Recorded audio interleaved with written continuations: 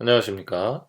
오늘은 사도행전 제40장 바울이 가이사에게 호소함에 대해서 함께 말씀을 읽고 내용을 살펴보도록 하겠습니다. 이 장의 핵심은 아주 짧은 장인데요.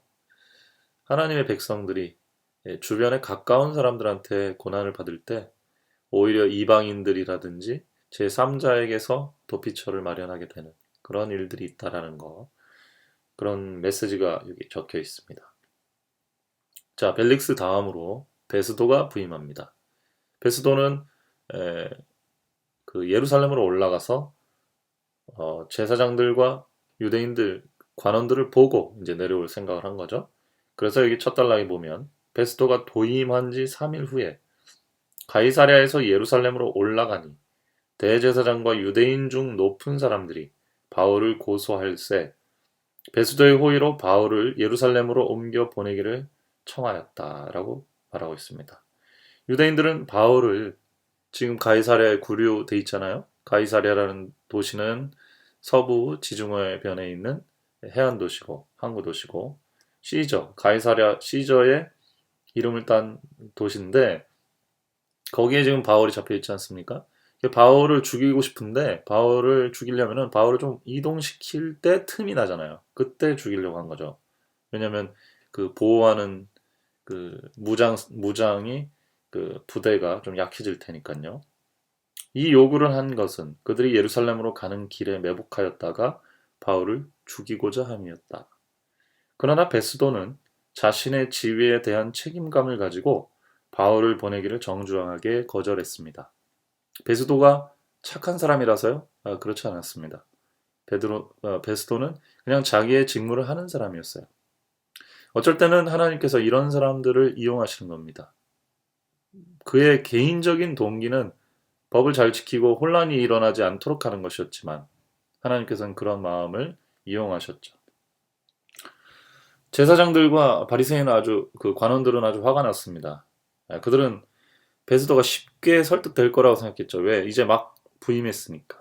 근데 베스도가 생각보다는 자기네 뜻대로 움직이지 않는 그런 사람이라는 걸 깨달았죠. 그들은 다시 바울을 신문하기 위해서 예루살렘으로 내려와야 한다고 주장을 했지만 베스도는 가이사랴에서 바울에게 공정한 심판을 베풀고자 하는 그의 목적을 고수했습니다. 예루살렘은 위험하다는 거죠. 한쪽으로 치우칠 수 있는 지역이라는 것입니다. 자, 이런 공정성이 있기 때문에 이런 사람들이 지도자 자리에 있는 것이었죠. 그리고 하나님께서는 당신의 섭리로 베스도의 결정을 지배하셔서 사도의 생명이 연장될 수 있도록 그렇게 하셨다고 기록이 되어 있습니다. 아까 제가 말씀드린 것과 비슷한 거죠. 그의 개인적인 동기가 있었지만 그것도 하나님의 사용하시는 섭리 속에 있었다라는 거. 하나님이 그 사람을 막 의지를 끌어당기고 막 이렇게 한 게 아닙니다. 네, 하나님이 그의 개인적인 동기를 그렇게 사용하신 거죠. 베스도는 논쟁 중에 있는 문제는 전부 유대인들의 교리와 관계되는 것이라는 것을 알았고 그것들을 바로 이해한다면 바울에 대한 비난에는 그를 사형에 처하거나 더 투옥할 만한 사실이 전혀 없다는 것을 알았습니다. 그러나 그는 만일 바울을 정죄하지 않거나 그들의 손에 넘겨주지 아니할 때 일어나게 될 분노의 폭풍을 분명히 알았습니다. 이게 또 인간 베스도의 한계인 거죠. 입장의 논리일 수도 있고요. 참 우리 현실을 살다 보면은 그리스도인이지만 입장의 무서움을 알게 될 때가 많습니다. 내 처지가 그래. 내 입장이 그래. 나도 처자식이 있잖아. 이런 것들이죠. 베스도도 바울이 문제가 없다는 걸 알았어요. 유대인의 어떤 뭐 해석의 문제, 관례의 문제 이런 것들이라고 알고 있었습니다. 바울을 죽일 만한 이유는 전혀 없었어요. 그런데 바울을 예루살렘으로 어, 불러오거나 바울을 죽일 그럴 명분도 없지만 반대로 바울을 풀어주거나 유대인들이 바울에 대한 그 증오심을 잘못 건드렸다가는 또 자기가 해를 당할 수도 있다는 생각. 아주 인간적인 생각이 있을 수밖에는 없었습니다. 이게 인간의 처지, 입장이라는 거예요. 자, 그렇게 되니까 이 바울은 굉장히 오랜 세월 동안의 그 구류, 그 다음에 재판, 앞날이 어찌 될지 모르는 그런 어떤 두려움, 이런 것들이 마음을 감쌌습니다. 혹시 유대인들이 이제 베스도가 그렇게 눈치 보는 걸 눈치채거든, 바울에 대해서 유대인들이 더 적극적으로 접근하기 시작하죠. 바울에게는 마지막 카드, 인간적으로 기댈 수 있는 마지막 카드가 하나밖에 안 남았습니다. 그것은 자신의 이 판결에 대해서 가이사에게 호소하는 것이죠. 로마 시민의 어떻게 보면 최후의 특권 같은 것입니다. 투쟁에 지친 그의 활동적인 정신은 오랜 신문과 투옥에 대한 거듭되는 지체, 그리고 오랜 근심을 거의 이겨낼 수가 없었습니다. 바울이 굉장히 힘든, 육체적으로나 정신적으로 매우 지쳐있는 상태가 된 것이고요. 이걸 우리가 이해해야 됩니다. 하나님의 일을 하는 사람들이 항상 기쁨에 차서 희망적으로 이렇게 일할 수도 없어요. 이럴 수 있다는 거예요. 하나님 일을 하다가 방해를 받고 주변의 오해를 받고 동료들의 배신을 받으면 어떻게 인간적으로 그 중에서도 계속 기쁠 수 있습니까? 예수님도 고민하셨는데 바울도 여기서 보면 굉장히 힘들었다는 거죠. 그러므로 그는 로마의 시민으로서 가이사에게 호소할 수 있는 그의 특권을 행사하기로 결정을 했습니다. 자, 그랬더니 총독이 또 재밌는 얘기 하죠. 네가 죄 없는 거 아는데 풀어줄 수도 있는데 또 가이사에게 호소를 하지 않았냐? 로마 시민권을 발동시켰네. 그럼 또 로마로 보내줘야지. 이렇게 된 것입니다. 참 어떻게 보면 냉정한 사람이고 그것이 냉정한 현실이죠. 이리하여 고집과 독선에서 나온 증오 때문에 다시 한번 하나님의 종은 이방인의 보호를 받을 수밖에 없었습니다. 선지자 엘리야가 구조를 받기 위하여 사르밧 과부에게로 도망친 것과 복음의 사신들이 유대인을 떠나 이방인들에게 그들의 복음을 전하려고 간 것이 동일한 증오심 때문이었죠. 질투 혹은 괜한 미움입니다. 이런 것이 우리 속에도 남아있다는 거죠. 그리스도를 따르노라고 하는 많은 사람들 가운데 그와 같은 교만, 형식주의, 이기심, 그리고 유대인의 마음 가운데 그처럼 크게 자리 잡고 있었던 그와 같은 압박의 정신이 있었다. 이 압박의 정신은 무슨 뜻입니까? 그냥 이렇게 심리적으로 누르는 게 아니라 뭔가 그 선한 사람들 혹은 정직한 사람들에 대해서 이 무력으로 막 누르려고 하는 그런 폭압적인 정신, 그런 것들이 이 종교를 표방하는 그룹 내부에도 가득했었다는 거죠. 장차 그리스도의 대표자임을 주장하는 사람들이 제사장들과 관원들이 그리스도와 사도들을 취급할 때 취했던 것 같은 유사한 입장을 취하게 될 것이다.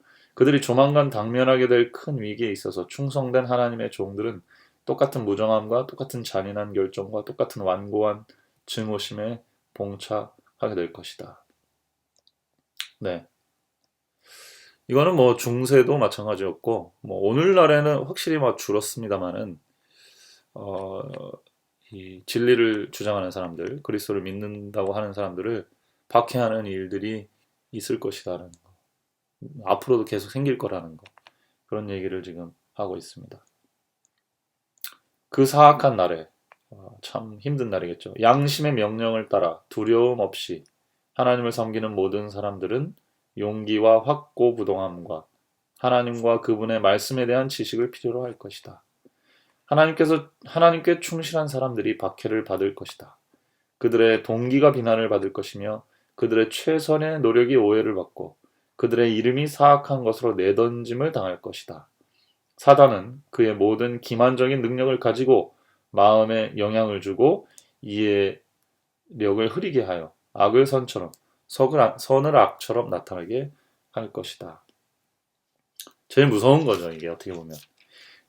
선한 사람이 다른 사람들 앞에 선한 사람이다, 선한 이유로 지금 이렇게 고통당한다, 이렇게 되면은 조금 낫습니다. 근데 저 사람 진짜 나쁜 사람이야 하고서는 이렇게 오해를 받으면서 그 고통을 당하면 그 고통은 굉장히 커지죠. 무거워지고요. 하나님의 백성들이 그런 일들을 당할 위험들이 있다. 이런 얘기를 지금 기록하고 있죠. 그러나 흑암이 가장 깊을 때에 경건한 품성의 빛은 가장 밝게 빛날 것이다. 모든 다른 기대가 무너질 때 누가 여호와를 영원히 의지하는지를 알게 될 것이다. 그리고 진리의 원수들이 사면에 있어 주의 종들을 해하고자 기다리고 있을 때에 하나님께서 그들을 영원히 돌볼 것이다. 하나님께서는 그들에게 곤비한 땅에 있는 큰 바위 그늘이 될 것이다. 그렇습니다. 이게 그냥 믿는 자들에 대한 그냥 고통만 있을 것이다라는 얘기가 아니죠. 저는 그렇게 생각합니다. 이런 고난이 믿음을 더 강화시켜주고요. 어떻게 보면 더 넓은 세계, 더 높은 뜻을 품게 만들어주는 경향도 있어요. 또 여기서 말한 대로 어떻게 보면 믿음이 얼마나 옳고든지를 드러내주는 상황도 있죠. 옳은 일을 위해서 고난받는 것. 사람들이 알아주지 못해도 그 길을 가는 것에는 남들이 알지 못한 숭고한 기쁨이 있습니다. 그것이 저는 하나님께서 주시는 기쁨이라고 생각하고요. 그걸 맛본 사람들은 그 길을 갈 수 있죠. 바울은 그런 사람이었습니다. 인간적으로 많이 무너질 때여도 그는 하나님 편에 있었고 하나님이 그와 함께 하신다는 것을 바울은 믿었어요. 그래서 비록 지금은 로마 시민권으로서 정말 형제들한테 이런 고난을 당하고 죽임을 당할 위협을 당하기 힘들어서 가이사에게 호소를 했지만 바울은 로마에 가서도 하나님을 배신하지 않았고 하나님의 영광을 드러내는 기회로 삼았습니다. 로마로 가는 배에서 있었던 일들을 한번 생각해 보세요. 대단한 사람이죠.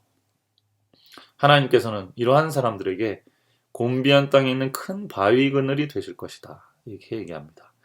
중동에 가면은 민둥산이 많아요. 그리고 거의 광야입니다.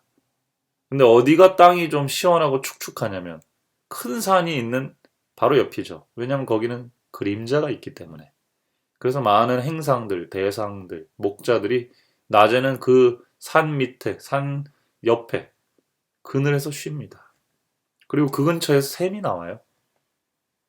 하나님을 믿는다는 것은 하나님의 그 큰 그림자 속에서 우리가 쉼을 누리고 또 샘을 발견해서 목을 축이고 또 의지할 그 머리를 기댈 곳이 된다는 그런 뜻입니다. 어려움 중에 있는 거 저희들 잘 알죠? 코로나19 사태 때문에 집에 갇혀 계셔야 되고 또 어떤 분들은 실질적으로 치유받으시거나 또 의료인들은 굉장히 고생을 많이 하고 있습니다. 이 어려운 환란의 때에 우리가 우리의 피난처 되시는 하나님을 더 붙드심으로 이겨내게 되기를 진심으로 바랍니다. 함께 기도합시다. 사랑이 많으신 아버지 하나님, 저희는 약합니다. 서로 돕게 하시고 연대하게 하시고 하나님 안에서 승리할 수 있도록 축복해 주시옵소서. 우리의 이 피곤하고 지친 이 땅에 큰 그늘이 되어 주시옵소서. 속히 당신의 일을 이루어 주시옵기를 예수님의 이름으로 간절히 기도드립니다. 아멘. 감사합니다.